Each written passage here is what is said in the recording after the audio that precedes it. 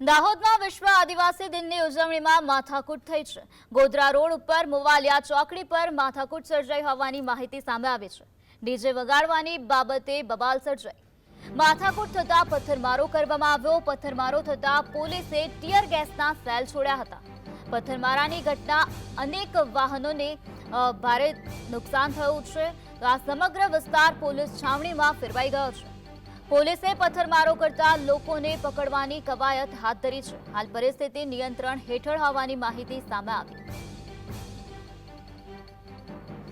દાહોદનો આ બનાવ સામે આવ્યો જ્યાં પથ્થરમારાની ઘટના બની છે। આ સમગ્ર મામલે પોલીસને જાણ થતા પોલીસ ત્વરિત ઘટના સ્થળે પહોંચી હતી અને કાર્યવાહી કરવામાં આવી હતી। આ સમગ્ર વિસ્તાર અત્યારે પોલીસ છાવણીમાં ફેરવાઈ ગયો છે। પોલીસે પથ્થરમારા કરતા લોકોની ધરપકડ કરવાની કવાયત હાથ ધરી છે।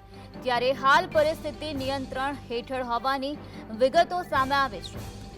તો પથ્થરમારાની ઘટનામાં અનેક વાહનોને ભારે નુકસાન થયું છે। પથ્થરમારો થતા પોલીસે ટીયર ગેસના સેલ છોડ્યા હતા। તો અત્યારે પરિસ્થિતિ થાળે પડી ગઈ હોવાની વિગતો સામે આવી છે।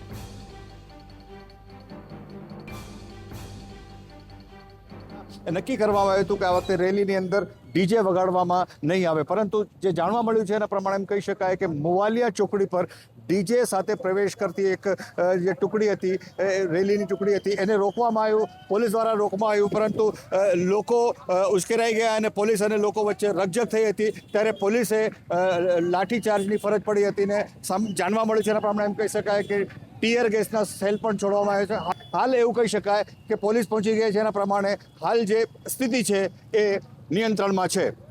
ભૂપેન્દ્ર ચૌધરી, GSTV, દાહોદ।